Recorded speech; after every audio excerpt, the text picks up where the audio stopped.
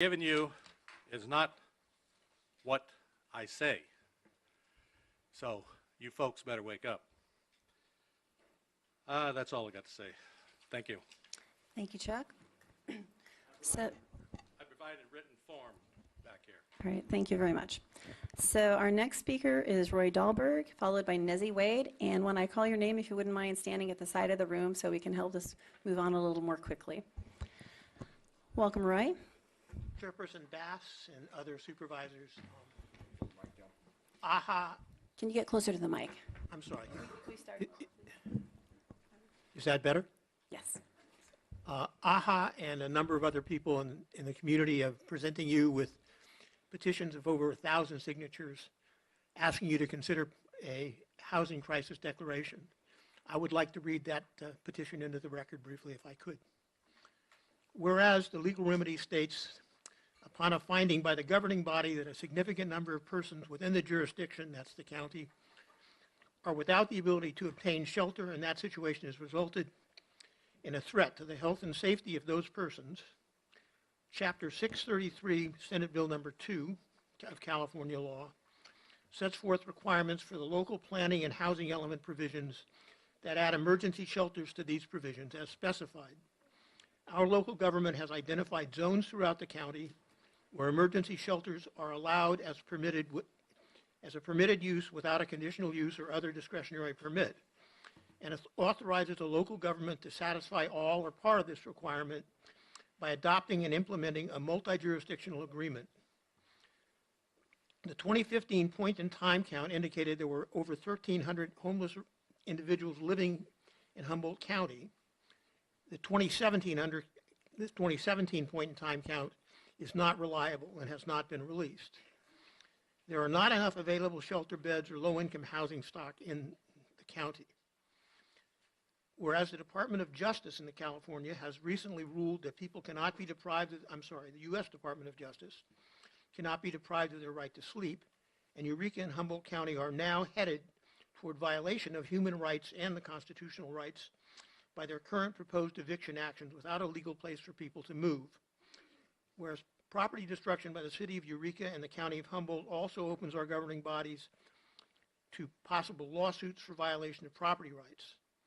Therefore, we are calling on this Board of Supervisors to place this shelter crisis on the board agenda and 1, after discussion, declare a Humboldt County shelter crisis.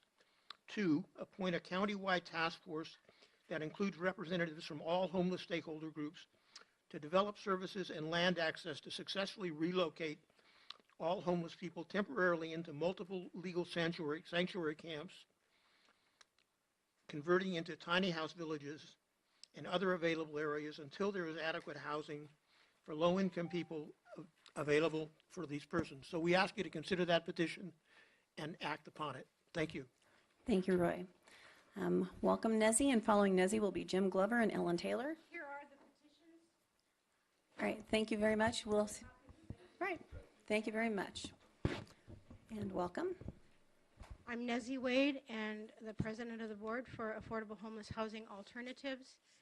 And I have a personal statement that I want to give to you, which is asking you to put this on your agenda as a matter of love and good faith for the homeless and for the rest of the residents in Humboldt. I'd like to talk a little bit about the shelter crisis and where we've come from. We started talking about doing a shelter crisis at the end of 2013. It was pretty foreign back then and not very familiar. But recently, legislation has occurred in California where the state has been involved in actually facilitating the development of shelter crisis declarations for many cities. And I don't know if any of you saw this article that came out yesterday. It was AP this morning.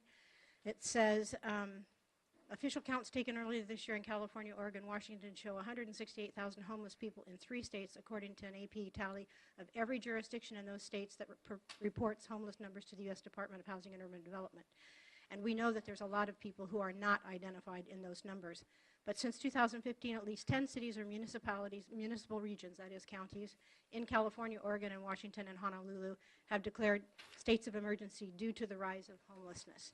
And so with legislation that has come out this year to assist San Jose and to facilitate the declaration of shelter crisis and to be able to create what the legislation calls bridging communities or emergency shelter cabins, these are the things that we've been talking to you about all along.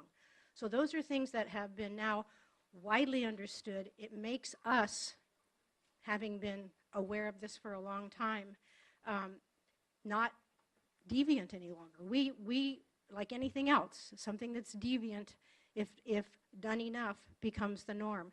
We brought Andrew Heben here, who was the originator of the tiny house village concept. He's been here a few times. We visited other places. We've been in contact with this movement across the country where this is happening because it is an affordable, quick alternative to getting people into safe spaces and getting on with their lives. It contributes to community. It's good for everyone. And a shelter crisis, I know there seems to be a lot of resistance. It's kind of a scary thing because maybe it'll be chaotic. It isn't. It works. And so I guess what I would say in the end is we need to move beyond service.